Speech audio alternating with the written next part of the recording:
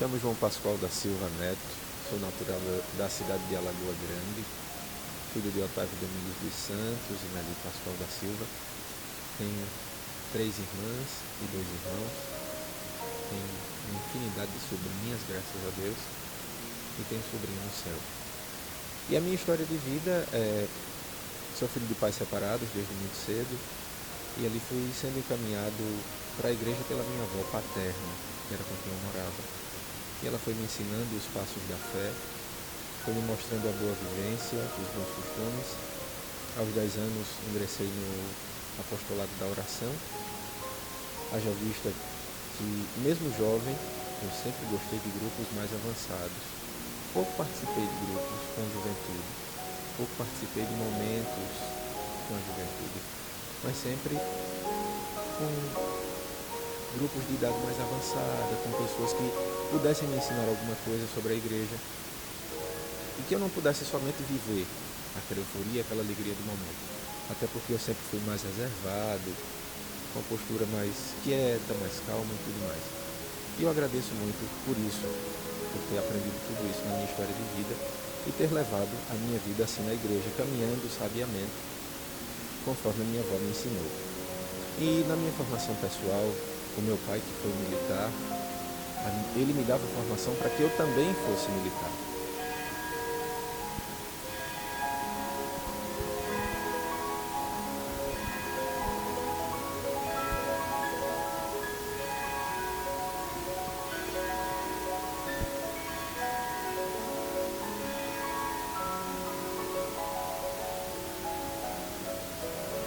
E na minha formação de vida, na minha história pessoal, eu fui formado pelo meu pai para ser militar, assim como ele também foi militar, e tudo que eu recebia dele era sempre uma formação mais séria, sempre um cuidado em relação às minhas irmãs, né, que elas são mais velhas que eu e tudo isso. Até que em 2006 eu fui para o quartel, e lá no quartel Deus me deu uma grande descoberta, né, que a minha companhia não era aquela companhia militar, de corpo e serviço militar, mas era a companhia de Jesus. Né? E a partir dali houve o meu despertar vocacional. Algumas pessoas romantizam esse chamado, dizem assim: olha, eu senti um foguinho. Quando eu era criança eu brinquei celebrando missa com bolacha Maria e suco de uva. Eu nunca fiz isso. Nunca fiz isso. A minha descoberta ela já é mais madura. Eu já estava ali com 19 anos, quando eu comecei a entender que tinha algo na igreja que me chamava a atenção. Tinha algo na igreja que eu queria viver e não era somente estar sentado ali junto à Assembleia. Era algo mais próximo do altar, era no altar mesmo. Então dali eu retorno do quartel, no quartel mesmo eu fiz o comunicado, recebi uma palavra muito engraçada lá no quartel, que não foi uma palavra motivacional, né? Mas isso me motivou. Não me deixou triste, não, me motivou a chegar na minha cidade e falar com o padre. E quando eu conversei com o padre, ele disse: seja bem-vindo, vamos começar os encontros vocacionais, e daí, em seguinte, você vê o tempo junto com os padres formadores para entrar no seminário. E eu ingressei no seminário menor, fiz seminário menor na cidade de Guarabira, haja vista que eu sou de Alagoa Grande, como já citei, da diocese de Guarabira. Fiz seminário menor na diocese de Guarabira e na filosofia eu sou enviado para São Paulo para fazer filosofia no seminário Maria Mater Ecclesiae do Brasil. Fiz filosofia, no último tempo da filosofia, já aos poucos dias de entregar a monografia de conclusão da filosofia, acontece algo muito trágico na minha casa, que é a morte do meu pai e depois de poucos dias a morte do meu sobrinho, com 3 anos de idade, e meu pai já com 64, quando eles falecem. Então, eu sou arrimo de família, eu sou filho homem, né? Os meus 2 irmãos, eles são filhos de outras mães, então eu sou arrimo de família, e eu precisei deixar o seminário para retornar à minha casa e ajudar nos cuidados de casa, ajudar no cuidado familiar. Nesse cuidado eu fui para a sala de aula, fui ser professor, já estava com um diploma de filosofia, ingresso no curso de História, começo a viajar nos campos de História e dar aulas de História. E ali começo a namorar, porque eu desencantei, achando que aquele momento do meu desligar da filosofia, do meu desligar do seminário, era o desligar da minha vocação.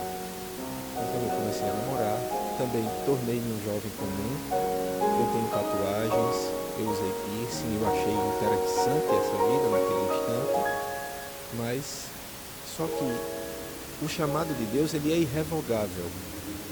O chamado de Deus é irrevogável. Basta você lembrar o chamado que Deus fez a Moisés, Moisés dizendo: Senhor, eu não posso porque eu sou gago. Deus não desistiu de Moisés. Quando chama Isaías, ele diz: Senhor, eu tenho os lábios impuros. Deus não desistiu de Isaías. Quando chama Jeremias, ele diz: Senhor, eu sou muito criança, eu sou pequeno. Deus diz: eu quero você assim mesmo. E da mesma forma ele fez comigo. Me tomou novamente. Num dia em que eu estava, já não namorava mais, já estava sozinho na minha casa meditando sobre a minha vida. E eu nunca tinha rezado o texto da misericórdia, e naquele dia eu vi no rádio alguma coisa sobre o texto da misericórdia, embora conhecesse, mas não rezava. Rezava apenas o texto mariano. E naquele dia eu fiz uma oração, uma terça-feira de Semana Santa. Eu fiz uma oração dizendo: Senhor Jesus, conceda a minha graça de ser um bom cristão. E naquele mesmo dia fui para a procissão do encontro da minha cidade, e quando terminou a procissão do encontro, eu fui chamado pelo padre da minha cidade, e ele disse o seguinte: já está na hora de você retornar. Você já fez o que tinha que fazer, a sua família já está bem, está na hora de você retornar. E assim eu retornei para o seminário, fui muito bem recebido, também na Diocese de Guarabira, e retorno com aquelas minhas ressalvas com algumas coisas da igreja.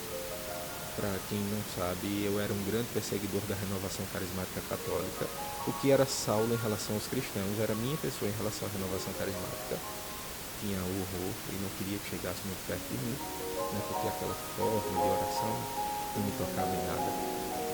Até que, vivendo já no seminário, ouço uma música de Valmir Alencar chamada Cenáculo de Amor, e a partir dali a minha vocação se abre. O meu chamado se abre para esse olhar em relação à renovação carismática católica, e eu sou tocado por aquilo. E, resumindo toda essa história, hoje eu me encontro já teólogo, formado pela Igreja Católica, vivendo na comunidade de vida, na comunidade Menino Jesus, que é oriunda da renovação carismática católica. Eu estou colocando esses pontos da minha vida para que vocês entendam que, por muitas vezes, eu quis muitas coisas, mas sempre o querer de Deus prevaleceu. Quando eu quis ficar distante dos jovens, Deus me aproximou por meio de um grupo de coroinhas, por meio de um grupo de acólitos.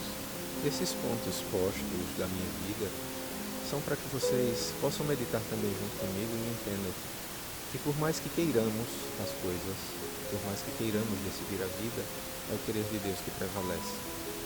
Eu fugi, eu me escondi, eu tentei construir a minha própria história por minha livre vontade, mas a vontade de Deus prevaleceu. E hoje eu estou exatamente onde Deus quer que eu esteja, no seio da igreja, inserido no seio da igreja por meio de uma comunidade nova, a comunidade Menino Jesus.